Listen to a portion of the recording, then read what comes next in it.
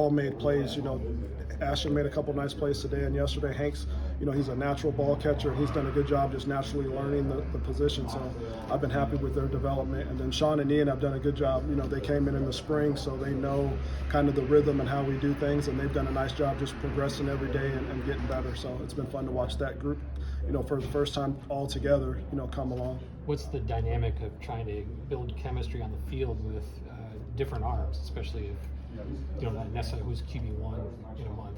I tell them the ball comes, you better catch it. So the chemistry is with the ball, not the player. So, that's the thing that we talk about. We're trying to build trust that whoever throws us the ball, that we're going to come down with it.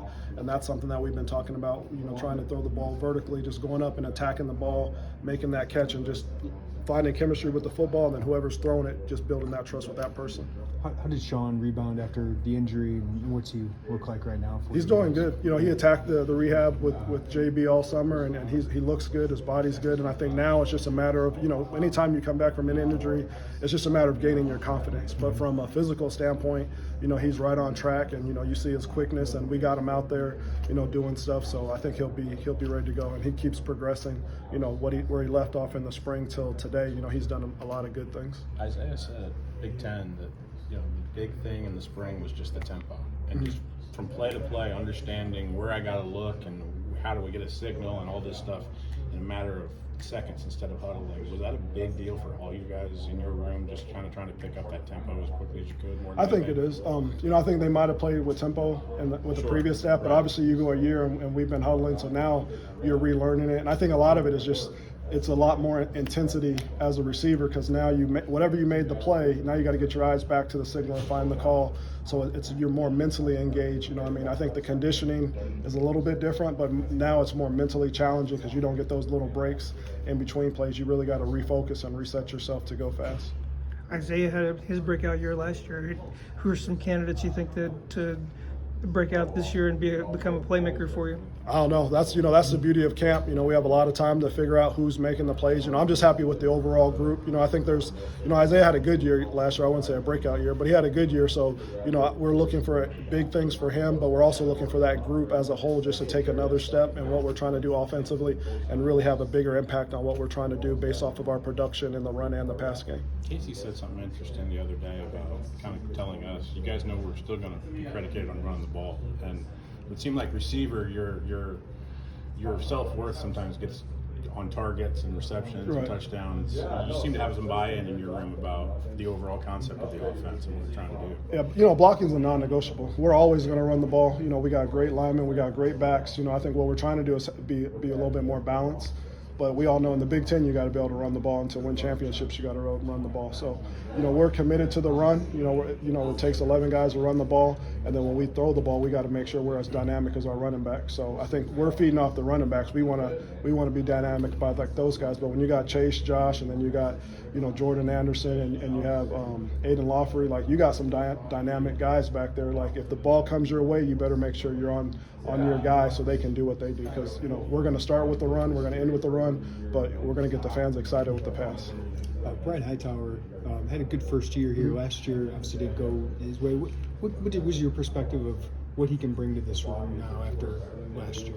Brian's another bigger receiver. He has really good ball skills, and I think he's finally you go through some change and it's hard to get a rhythm. You got one coach, you got a different coach, that we all have our different wants.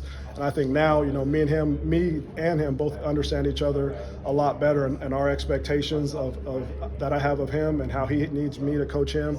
So I think right now he's in a really good spot. I think he had a great summer. I think him, Isaiah, and Miles Scott, they were together like the Backstreet Boys. Like every time you saw one, you saw the other, and they were really grinding and catching the ball. And I think it showed up in these three practices. So I think he's finally comfortable. I think he's been through so much change. Okay, I know who's coaching me. I know the expectation. I know the system, and I think now, he's really ready to go show his abilities. You mentioned Miles Scott. Played a lot last year, and I don't know if it's a name a lot of people know. What did he show you last year? Miles has a toughness. He was a good blocker. He runs good routes. He catches the ball well. So him and Pat were kind of those guys that got to that 4-game mark, and then you're like, okay, who can we pulled back to save and who do we need to go, because we wanted to try to figure out one. So Miles was the guy that had the ability to redshirt.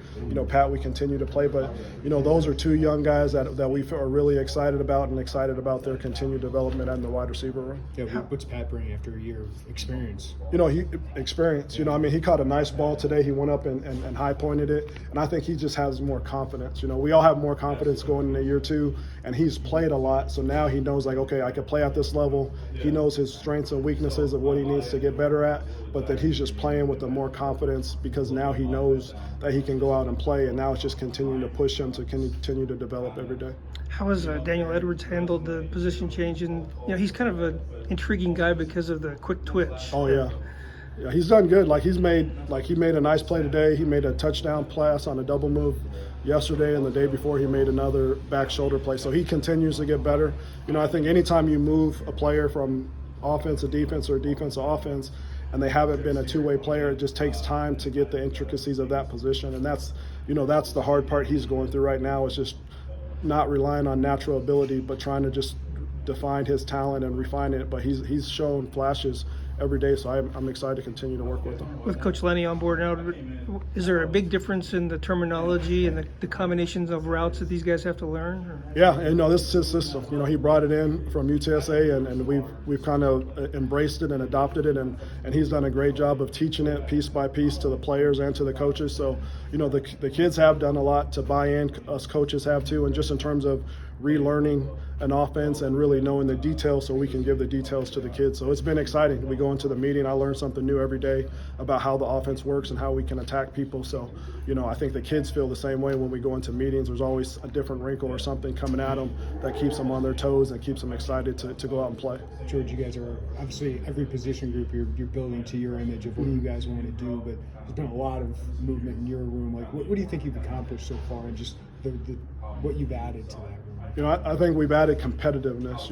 I think, and we've taken away some of the selfishness. I think that's the one thing that, when you look at the room, all those guys, with the portal, they decided to be here, or they decided to come here to play for me, and now we're all going in the same direction, and we're all trying to just push each other every day.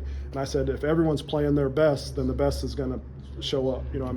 So I think that's the thing that we're doing. Everybody every day is pushing each other to get better, and it's forcing everybody to come in the building and play at a high level. So I think that's the biggest thing that the turnovers has caused. Sorry, go ahead. Okay, Alex, going over here too, just in case you guys know. I know we talk a lot about, obviously, the players learning the new system. They're offensive coaches summits that you guys all get together to kind of learn these things with Barry. What does that look like just from a coaching standpoint to pick this up? Oh, when you go into the offensive staff room, you're going to a PhD class. So you bring a pencil, you bring a Diet Coke, and you're alert. So he does a great job teaching it. Obviously he built it with the staff at UTSA, so he knows all the ins and outs. And I think his teaching style is very good, because he can break it down and make it really, really small, then build it back up to put it all together. So it's been fun just learning his teaching technique, and then also learning, the style of offense we're trying to play.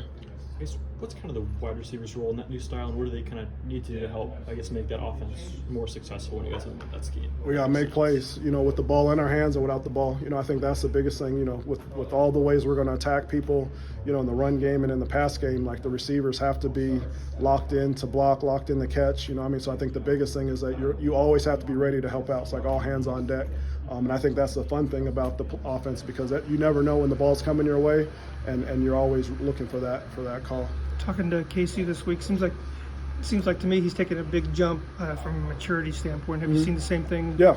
Casey's done a good job. We all have our weaknesses. I've matured since I've been here. So, we're all growing together. But, I think Casey's done a really good job of trying to be a leader in his own way. He has a great work ethic. He has a great personality, and he's taking pride in leading. But I think the biggest thing, and I think Coach B does a great job of it, we don't want everybody to be a cookie cutter leader. We want guys to lead in their own way. And if you watch Casey practice, that's good enough to show you a young guy like Hank or Ashton, hey, this is how you practice. So he's done a really nice job of growing as a player and as a person off of the field. George, can I quickly ask you about special